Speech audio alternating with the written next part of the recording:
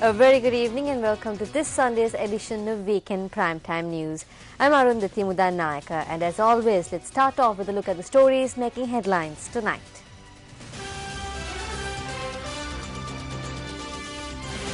Accusations levelled that the footboard of the train involved in the Veyangoda accident was nailed back at a separate location. A group of employees at the National Museum temporarily transferred in light of yesterday's robbery. And in news overseas, protests staged against the victory of Vladimir Putin at the Russian presidential elections.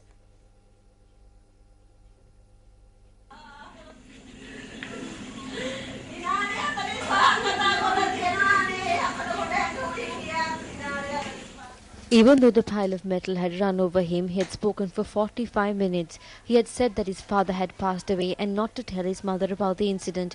He had given his home address and asked for some water. He had spoken to the doctor in English and asked for some water.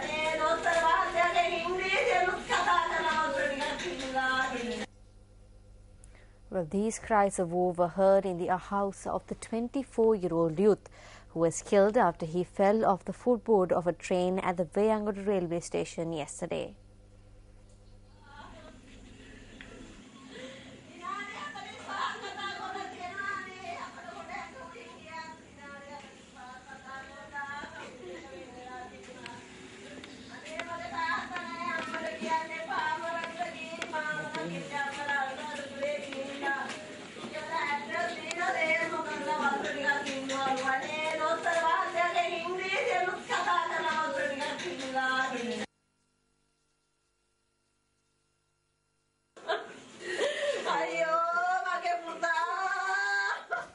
We went in search of the home of the unfortunate youth yesterday in Eluwapitiya, Veyangoda. Samira Prasad met with this fate while returning home from work.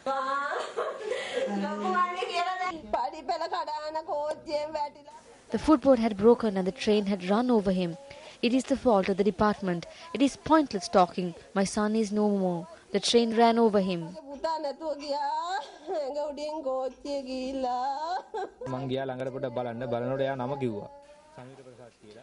I went close by to see. At that time he said the name Samira Prasad. Then I identified him and I said brother. He asked who it was and I said it was Gayanaya. After that I spoke to the people there and left at him and took him. While I was carrying him, we spoke. He spoke of his mother and sister and asked that they be looked after. He told me not to tell his mother. I took him to the hospital. When I was handing him over to the hospital, he was talking. He was alive for about 45 minutes. They had given him saline and then he passed away.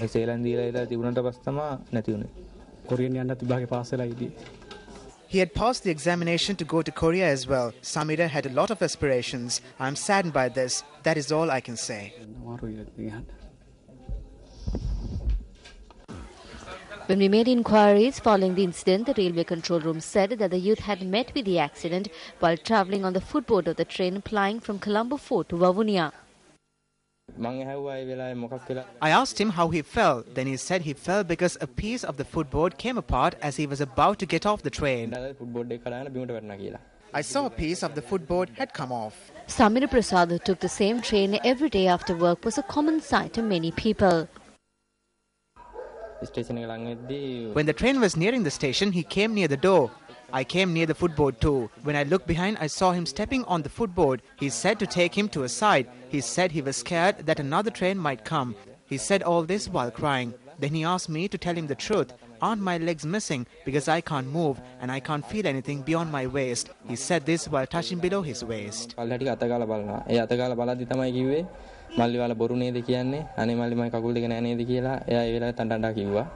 News First paid close attention to the train after it departed from the Veyangoda train station following the accident, and we succeeded in capturing this footage as it was parked at the Anuradhapura train station.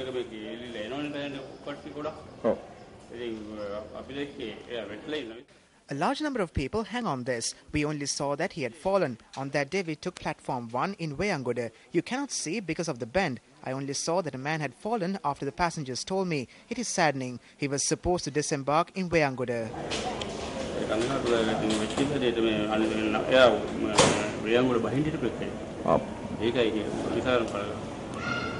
The All Ceylon Railway Workers General Services Union says that after the train left the Wayangoda station following the accident, it had stopped at Mahawar and the footboard was nailed back onto the carriage.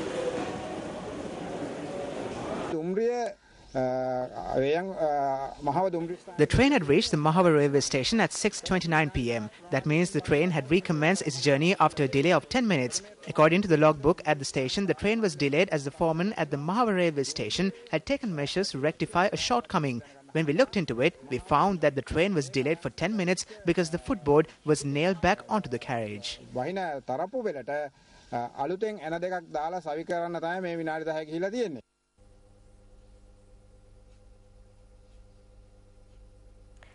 For more details and visuals of the tragedy that befell Samira Prasad, you can log on to our website www.newsfirst.lk.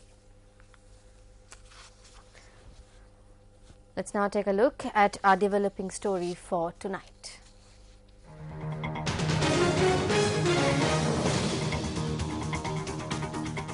No arrests have been made so far in connection with the robbery at the National Museum in Colombo yesterday.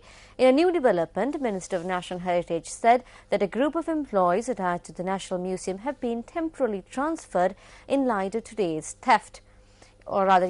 theft. Incidentally, steps have been taken to reopen the National Museum for public viewing tomorrow. Security within the National Museum in Colombo mainly relies on the CCTV cameras that have been set up at the museum. The director of the National Museum said that at the time of the robbery, the CCTV camera system in the museum was functioning and that all the CCTV footage had been handed over to the police.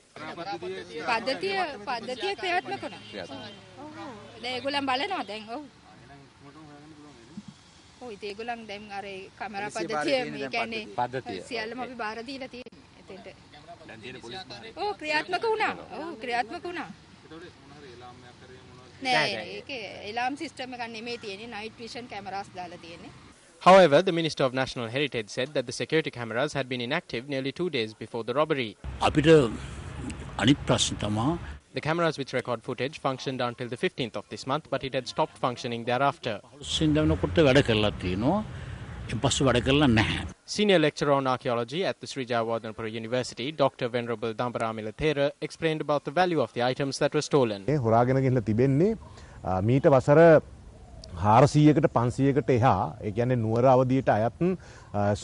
have stolen artifacts which are 400-500 years old from the Kandyan era. These are priceless and are not valuable even if melted down to raw materials. These artifacts have historical and archaeological value.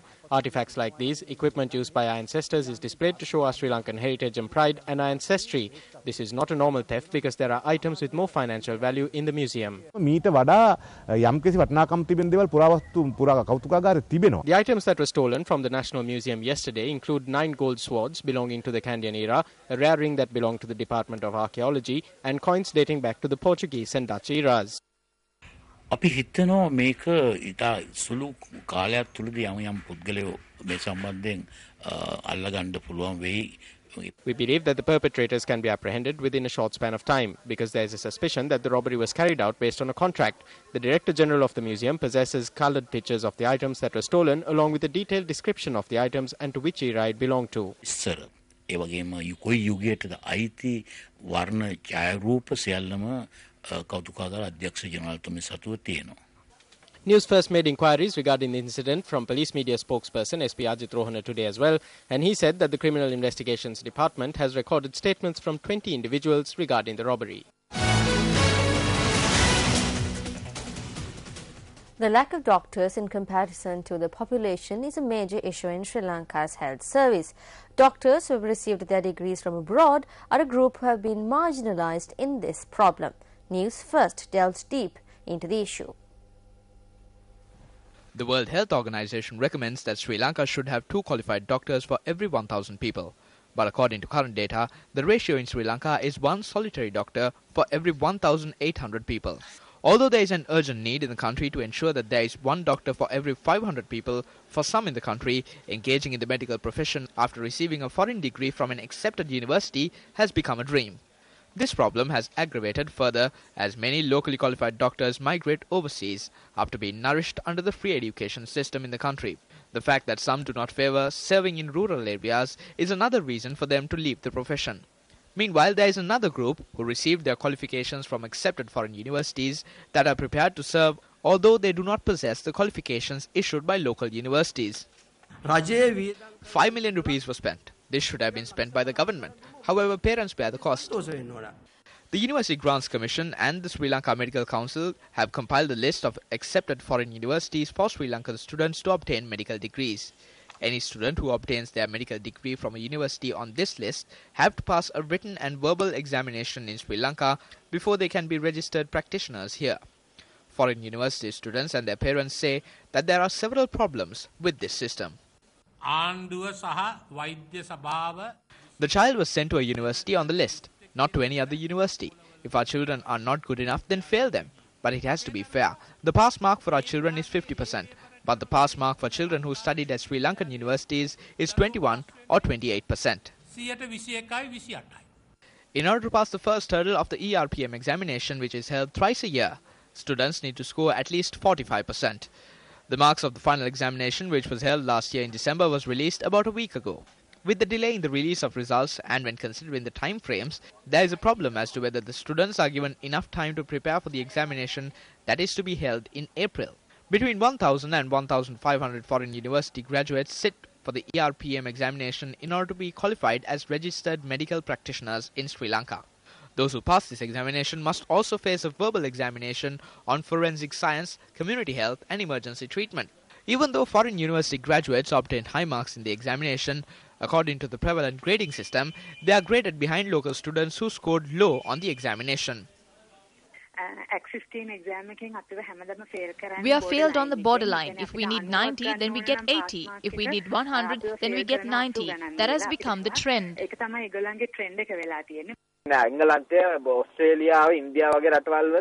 Two different yardsticks are used to measure the competency level of foreign students and local students. This is because they cause a stir when they fail. We have evidence that we got from the UGC about how they passed the exam. Even those who got 20 marks less than us have passed. In the Australian and Indian screening examinations, there is a method to decide the pass mark. It is called the UNGOF method. The Medical Council says they do not have the facilities or the ability to do that here. The authorities gave these responses to this problem. If they are being treated in two different ways, then ask the university why that is. I don't know if they are doing this. This is a complex matter. It is not just one question. Please ask Dr. Nonis or Hera.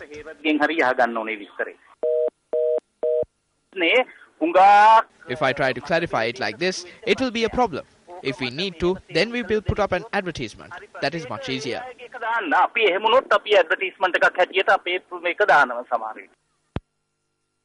You have to either call the president. Our attempts to contact the chairman of the Sri Lankan Medical Council in this regard were futile. Fortunately, the government appointed Professor Carlo Fonseca as the president of the SLMC recently. He engaged in a discussion with the parents. He is a very good man. He said that he cannot take a decision by himself. How unfair is it that a human resource like this is being wasted?